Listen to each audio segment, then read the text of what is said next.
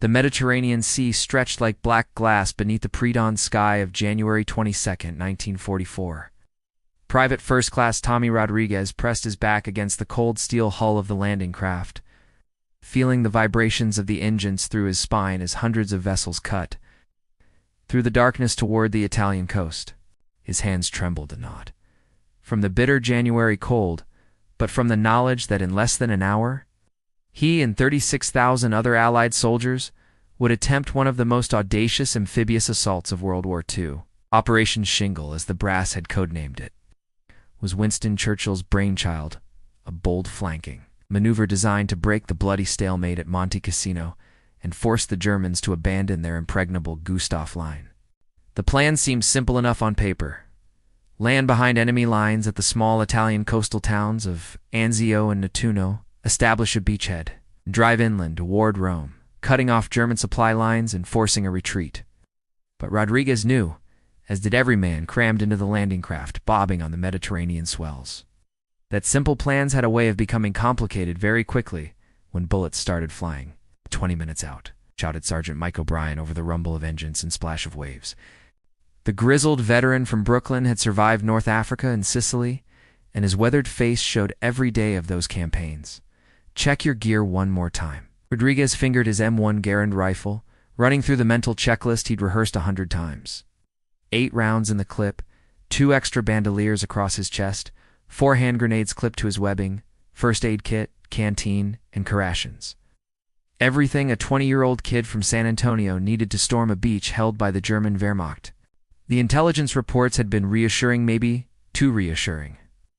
The Anzio sector was supposedly lightly defended, held by a few scattered German coastal units and some Italian troops of questionable loyalty.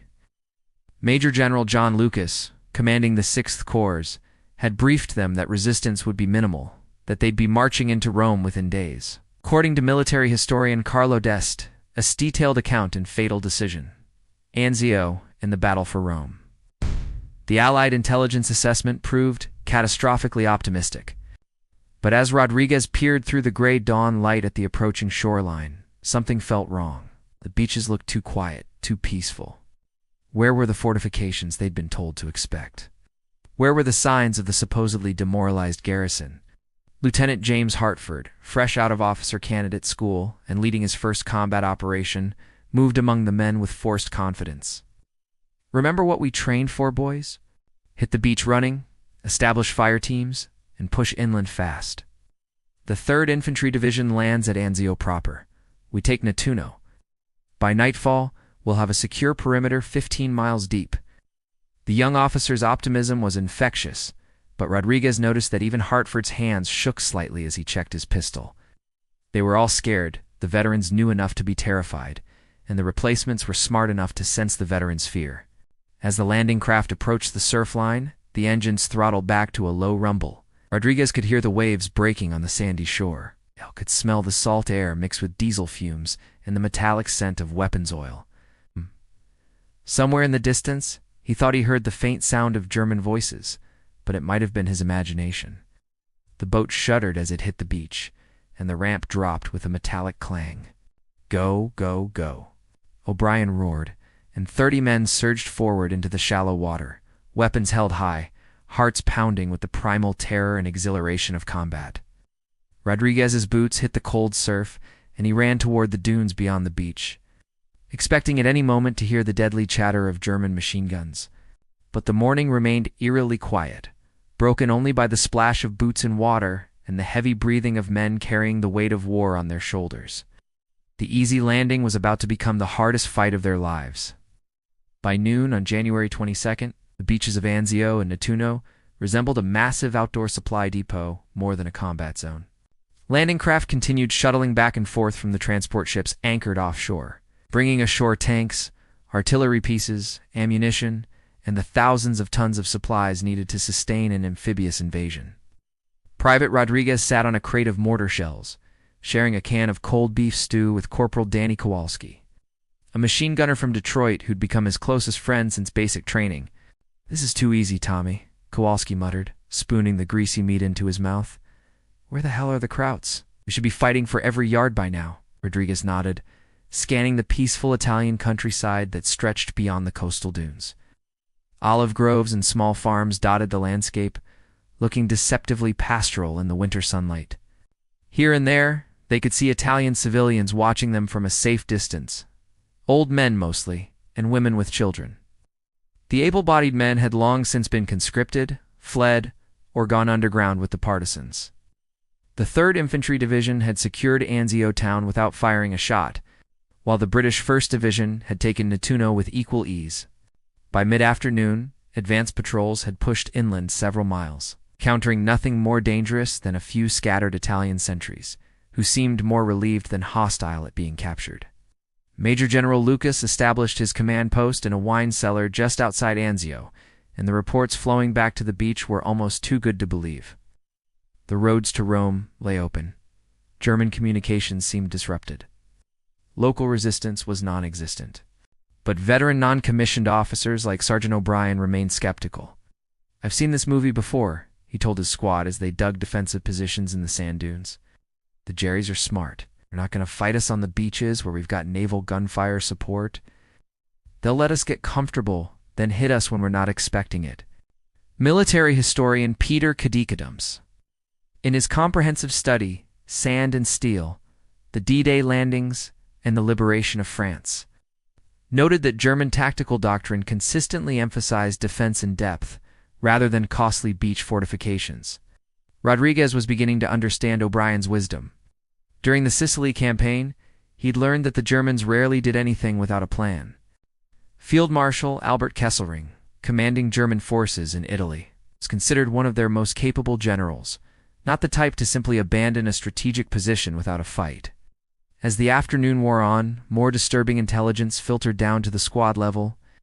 German radio traffic had increased dramatically. Reconnaissance flights reported enemy troop movements throughout central Italy, with units apparently converging on the Anzio area from multiple directions. Most ominously, prisoners captured by advance patrols spoke of new German divisions moving south from the Rome area. Lieutenant Hartford seemed increasingly nervous as he moved among the positions, relaying orders from battalion headquarters. "We're to hold our current positions and prepare for a possible counterattack," he told O'Brien's squad. "Intelligence suggests the Germans might try to probe our defenses tonight." That evening, as Rodriguez and Kowalski shared watch duty in a foxhole overlooking a narrow country road, they began to hear the distant rumble of heavy vehicles moving in the darkness. The sound was unmistakable. Tanks, trucks, and self-propelled artillery moving into position somewhere beyond the range of their vision. "You hear that?" Kowalski whispered, adjusting the bipod legs of his Browning automatic rifle. Rodriguez nodded grimly. "Sounds like the Krauts are throwing a party and we're the guests of honor." The easy landing was over. Somewhere out there in the Italian darkness, the German war machine was awakening. And Field Marshal Kesselring was about to demonstrate why he'd earned the nickname Smiling Albert. Not for his cheerful disposition, but for his habit of smiling just before he destroyed his enemies. Rodriguez checked his rifle one more time, knowing that tomorrow would bring the real test of Operation Shingle. The Allies had achieved tactical surprise, but strategic success would depend on what happened next. And from the sound of those engines in the darkness, the Germans were about to make their intentions very clear. The battle for Anzio was about to begin in earnest. Dawn on January 23rd brought with it the harsh reality that Field Marshal Albert Kesselring had not earned his reputation by allowing enemy forces to establish themselves unopposed on Italian soil. As the first gray light filtered across the Pontine marshes, Private Rodriguez peered through the morning mist from his foxhole and felt his blood run cold. Where yesterday there had been empty countryside, today he could see the dark shapes of German armor positioned along the ridgelines that dominated the Allied beachhead. The peaceful night had been an illusion. Under cover of darkness, Kesselring had orchestrated one of the most rapid military responses in the history of warfare, rushing units from across central Italy to contain what he correctly identified as the greatest threat to German defensive positions south of Rome. Sergeant O'Brien crawled from position to position, his weathered face grim as he studied the German deployments through his binoculars. "Jesus Christ," he muttered to Lieutenant Hartford, who had arrived at the forward positions to assess the situation. There's got to be a full regiment up there, maybe more. Those are 88mm guns on that ridge, and I can see at least a dozen panzers. The transformation had been breathtaking in its speed and efficiency. Elements of the Hermann Göring Panzer Division had arrived from southern France, while the 3rd Panzer Grenadier Division and 71st Infantry Division had been rushed south from the Rome area. Lieutenant Hartford lowered his own field glasses and shook his head in disbelief. Intelligence said we'd have at least 48 hours to consolidate before facing serious opposition. How did they move so fast? The answer lay in German military doctrine and the tactical brilliance of Kesselring, who had correctly anticipated Allied intentions and prepositioned mobile reserves throughout central Italy, while Allied commanders had spent precious hours cautiously consolidating their beachhead. The Germans had been racing to seal off what they codenamed the Abscess on the Italian coast, according to Rick Atkinson's Pulitzer Prize-winning The Day of Battle, the war in Sicily and Italy. Kesselring's rapid response to the Anzio landings demonstrated the Wehrmacht's continued tactical superiority despite being increasingly outnumbered and outgunned. By mid-morning, the first German probing attacks began. Rodriguez watched in fascination and terror as a squad of Panzer Grenadiers advanced across an olive grove, their gray-green uniforms barely visible among the trees. These weren't the demoralized coastal defenders the Allies had expected to face. These were elite troops, veterans of the Russian front in North Africa, moving with the confidence of professional soldiers who knew their business. Corporal Kowalski opened fire first, his bar chattering as he sent bursts into the advancing Germans. The enemy soldiers immediately took cover and began returning fire with disciplined precision, their Schmeisser submachine guns and Mauser rifles creating a deadly crossfire that pinned down the American positions. Mortar fire incoming. O'Brien screamed, and Rodriguez pressed himself into the bottom of his foxhole. As German 81mm rounds began falling among the American positions, the explosions walked steadily closer, each detonation showering dirt and shrapnel across the defenders. The battle intensified throughout the day, as more German units arrived and began coordinated attacks against the Allied perimeter. Tank-supported infantry assaults probed for weak points in the hastily constructed defenses, while German artillery, positioned on the commanding heights of the Alban Hills, began systematically targeting Allied supply dumps and headquarters positions. Most alarming was the realization that the Germans weren't simply trying to contain the beachhead, they were preparing to eliminate it entirely. Prisoners captured during the day's fighting spoke of massive reinforcements moving toward Anzio, and of orders from Hitler himself to drive the Allies back into the sea. As darkness fell on January 23rd, Rodriguez and his squadmates faced the sobering truth that Operation Shingle had become a fight for survival. The rapid advance toward Rome that had seemed so promising just 24 hours earlier was now a desperate defensive struggle against an enemy who held every tactical advantage except naval gunfire support. The easy landing had become a trap, and the trap was about to be sprung with devastating force.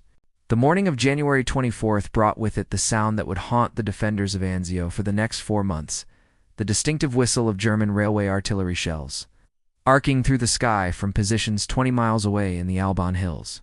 Private Rodriguez crouched in his muddy foxhole as the massive projectiles screamed overhead, their impact creating geysers of earth and flame across the beachhead that the GS had grimly nicknamed Hell's Half-Acre. The German response had exceeded even the most pessimistic Allied estimates. Within 48 hours of the initial landing, Kesselring had assembled a force of nearly 70,000 troops supported by heavy artillery, armor, and the Luftwaffe's few remaining operational squadrons in Italy. The element of surprise that had made the landing possible was now working against the Allies, as German commanders prepared to demonstrate what happened to forces that ventured too far from their supply bases. Major General Lucas, commanding the 6th Corps from his wine cellar headquarters, found himself facing an impossible strategic situation. His orders from 5th Army Commander General Mark Clark had been contradictory from the beginning: establish a secure beachhead but also advance rapidly toward Rome. Now, with German forces occupying the high ground that dominated every approach from the coast, Lucas realized that his 36,000 men were effectively besieged. Sergeant O'Brien had seen enough combat to recognize the signs. "We're in the shit now, boys," he told his squad as they reinforced their positions with sandbags and barbed wire.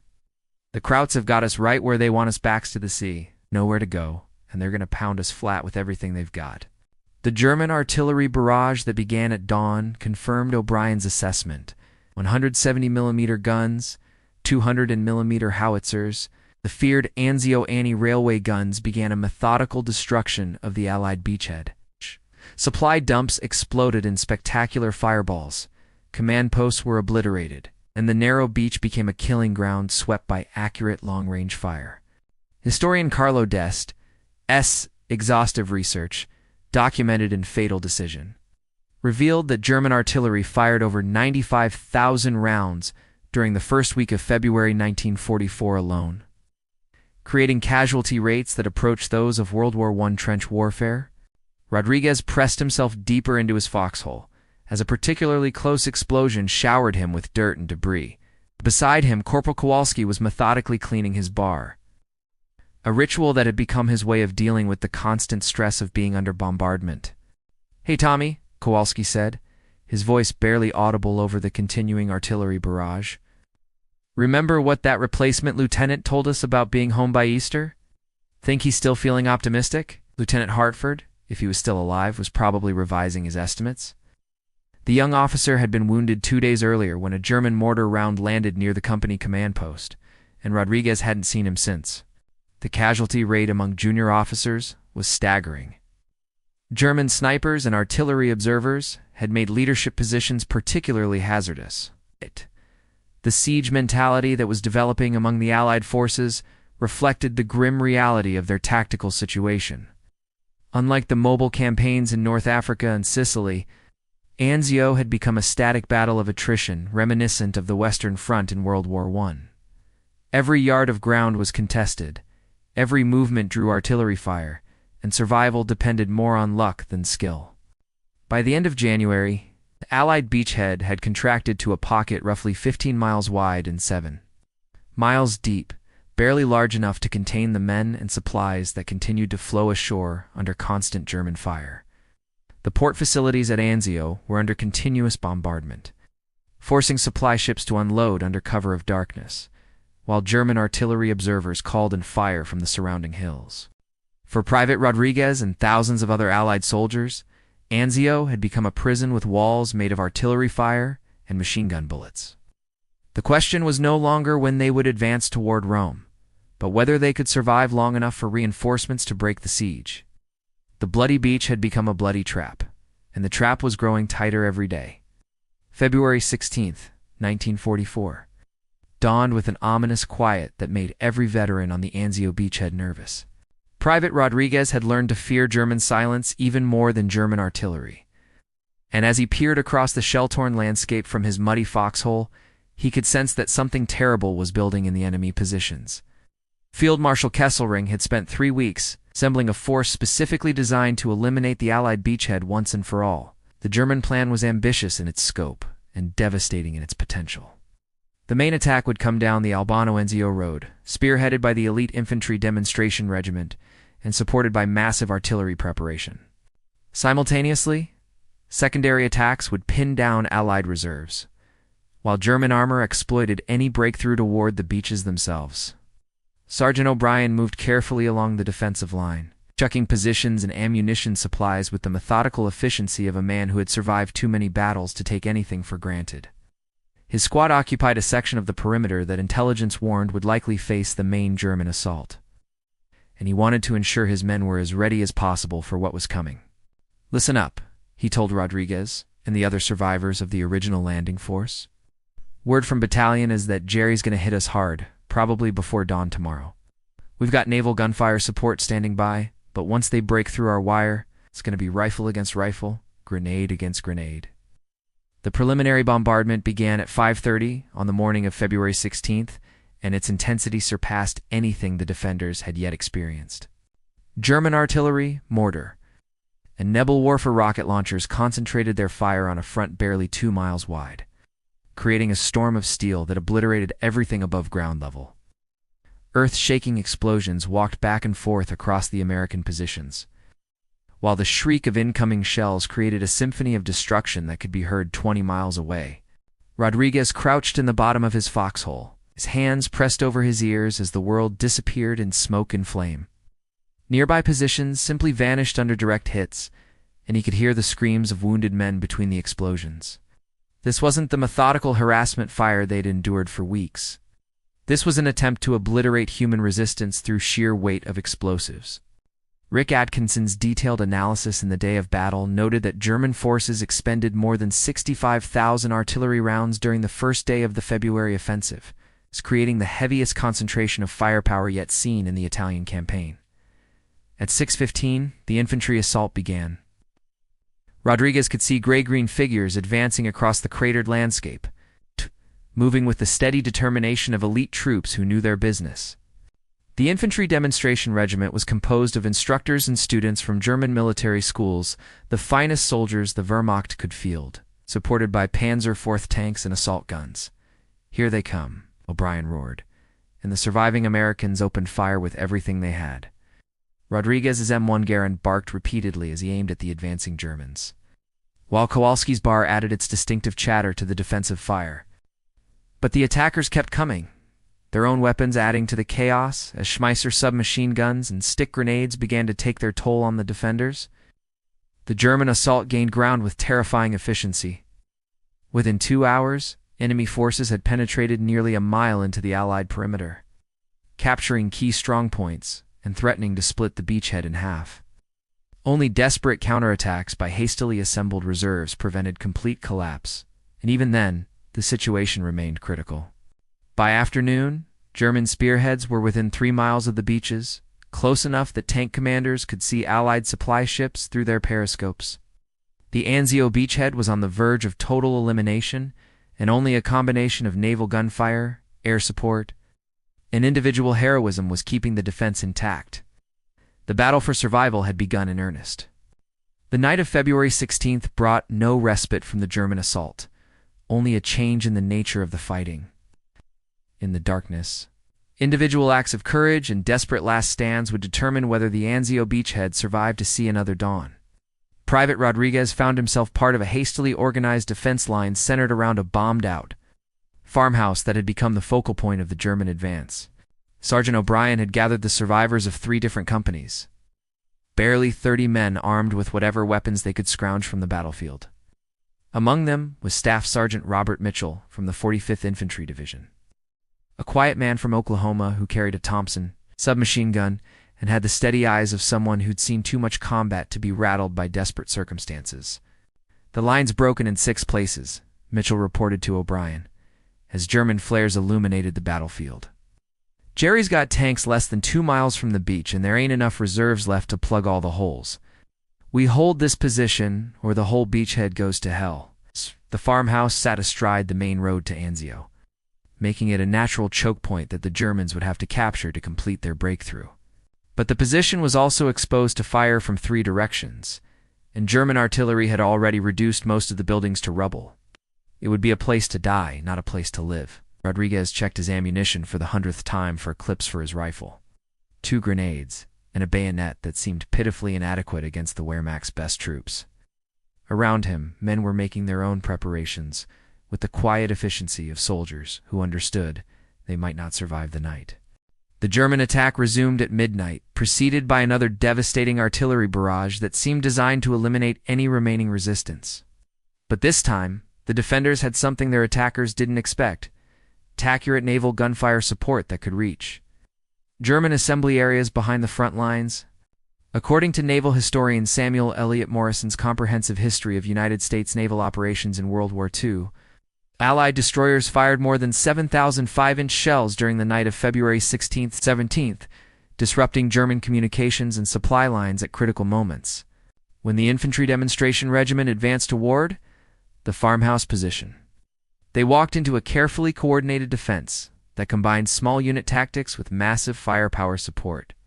Rodriguez and his squad mates held their fire until the Germans were within 50 yards and opened up with everything they had, while naval guns walked their fire along the German assault formations.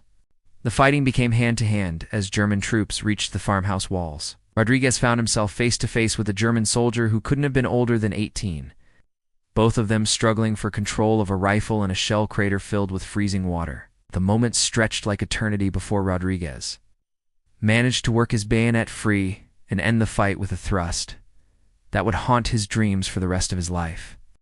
Sergeant Mitchell's leadership proved decisive during the darkest hours before dawn. When German assault troops penetrated the main defensive line, he organized a counterattack using tactics learned in the Sicilian campaign, leading 12 men in a flanking movement that caught the enemy by surprise and restored the position, but the cost was terrible. By morning, half the defenders were casualties, and ammunition was running dangerously low. German dead lay scattered around the farmhouse, testimony to the price they had paid for their advance. But everyone knew that Kesselring could afford the losses better than the Allies could. As dawn broke on February 17th, Rodriguez looked across the battlefield and realized that individual heroism had saved the beachhead for one more day. Men like Mitchell, O'Brien, and thousands of others had fought with a desperate courage born of the knowledge that retreat meant drowning in the Mediterranean Sea. The German offensive continued for another week, but it never again came as close to success as it had during that terrible night at the farmhouse. The Wehrmacht's elite forces had met American infantry at close quarters, and found them to be worthy opponents even under the worst possible circumstances. The heroes of Anzio were writing their names in blood and mud, one desperate stand at a time. By May 25, 1944, the stalemate at Anzio had transformed into something approaching Allied victory. Though the cost had been staggering beyond anything the original planners had anticipated, Private Rodriguez, now a corporal, after surviving for months of the bloodiest fighting in the Italian campaign, stood among the ruins of what had once been the town of Anzio, and marveled at the destruction that modern warfare could inflict on both landscape and human beings. Operation Diadem, the coordinated Allied offensive that finally broke the German Gustav Line at Monte Cassino, had changed everything for the besieged forces on the beachhead. General Alexander's spring offensive, launched on May 11th, had forced Field Marshal Kesselring to redeploy his mobile reserves southward, finally giving Major General Lucien Truscott, who had replaced the cautious Lucas in February, the opportunity to break out toward Rome. The breakout itself had been a masterpiece of tactical coordination that vindicated months of suffering. When the 6th Corps finally advanced from their defensive perimeter on May 23rd, they moved with the confidence of troops who had been tested in the fire of prolonged combat and emerged as elite soldiers. Rodriguez and his squad, now reinforced with replacements who looked impossibly young, advanced along the same roads where German panzers had nearly reached the sea 4 months earlier. Sergeant O'Brien, somehow still alive despite the odds, led his men toward the town of Velletri with the methodical efficiency of a professional soldier, who had learned his trade in the hardest school imaginable. The German defenders, now pressed by Allied attacks from multiple directions, fought skillful delaying actions, but could no longer concentrate the massive firepower that had made Anzio a killing ground. "Look at that," Corporal Kowalski said, pointing toward the Alban Hills where German artillery had once dominated every movement on the beachhead. "We're actually going to take those bastard positions that have been pounding us since January." The liberation of Rome on June 4th represented the culmination of Operation Shingle, though at a cost that raised serious questions about the strategic wisdom of Churchill's end run around German defensive positions. Allied casualties at Anzio exceeded 43,000 men, nearly a complete turnover of the original invasion force. German losses were equally severe, with entire divisions reduced to regimental strength during the prolonged fighting. Military historian Martin Blumenson, in his definitive study in Zio, "The Gamble That Failed," concluded that while the operation ultimately achieved its objectives, the strategic benefits did not justify the enormous human cost. For Rodriguez and the other survivors, the statistical analysis would come later. What mattered in June 1944 was that they had endured one of the most grueling sieges in American military history and lived to see Rome liberated. The young man from San Antonio, who had waded ashore on January 22nd, bore little resemblance to the veteran soldier who now helped clear German stragglers from the Eternal City. The lessons of Anzio would influence Allied planning for the remainder of the war. The Normandy invasion, launched just 2 days after Rome's liberation, benefited from tactical innovations developed during the months of stalemate on the Italian coast, proved close air support, better coordination between naval gunfire and ground forces, and more realistic assessments of German defensive capabilities, all reflected hard-won experience from the Anzio beachhead. As American forces pushed northward through Italy during the summer of 1944, the veterans of Anzio carried with them a particular pride in having survived what many considered the most difficult campaign of the European War. Oh. They had held their ground against elite German forces under the worst possible conditions, proving that American infantry could match any opponent when properly led and adequately supplied. Private Tommy Rodriguez returned home to San Antonio in 1945, carrying memories that would last a lifetime and medals that only hinted at the price he and his comrades had paid for victory. The bloody beach at Anzio had tested the American soldier and found him worthy of the democracy he defended. The gamble had succeeded, though, at a cost that none of the planners had anticipated and few of the survivors would ever forget. In the end, that was legacy enough for the men who had turned Hell's half-acre into hallowed ground.